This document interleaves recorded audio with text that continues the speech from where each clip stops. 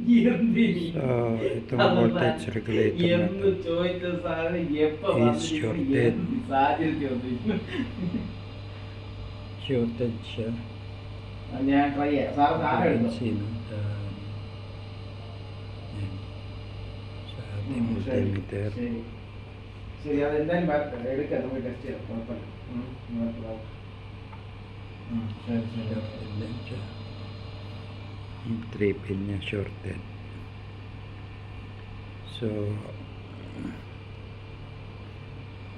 So kailangan natin siyang palitan.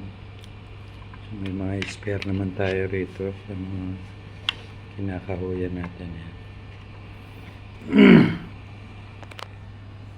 So record natin. Ano natin siyang palitan.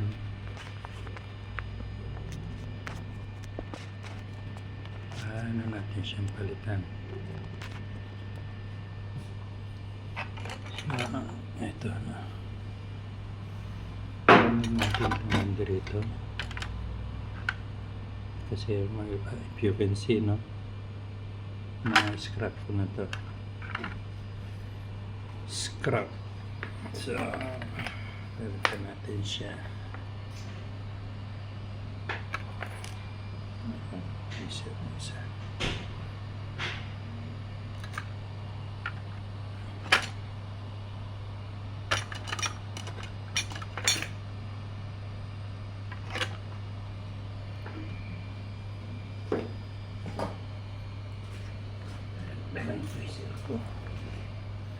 So, ito, tanggalin na natin siya. So, hanap lang kayong good position kung magkakapalit kayo ng tatanggalin nyo kakawayan. So, ito siya.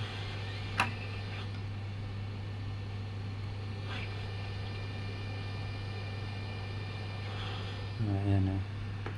Kunin natin. Lagyan na natin dito sa kabila.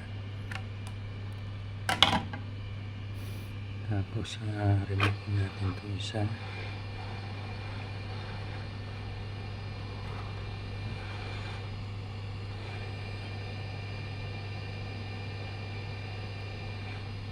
Ayan, tanggal na siya.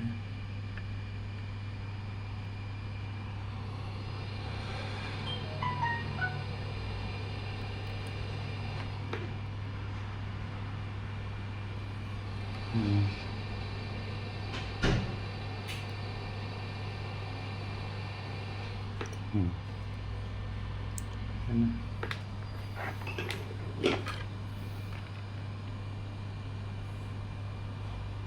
So, good na yan. Testing natin. Mamaya kung okay na siya. So, tingnan natin. Kanina isa wala siyang signal.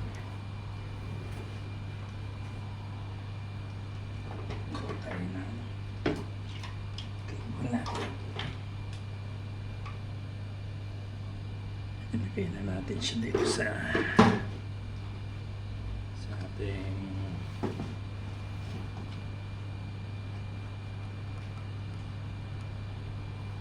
tayo muna natin ito. So, dali. Medyo tipid. So, ito yung ating range scale na pinagtanggalan ko. Kapit lang natin.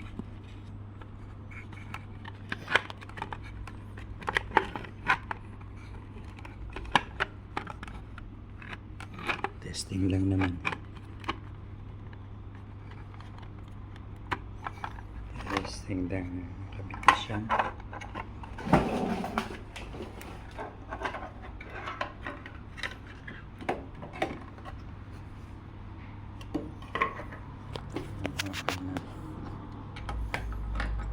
Okay na. So, power on natin.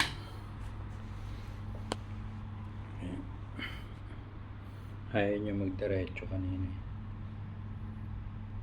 Ayaw nyo diretso. Every weighing scale para kaya diretso na siya. Diretso na.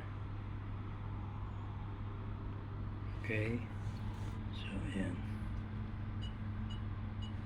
So, pag nag-type na ako ng mga number dito, lalabas na. Okay. Good na. Assemble na lang to. I-assemble na lang ulit. Bye.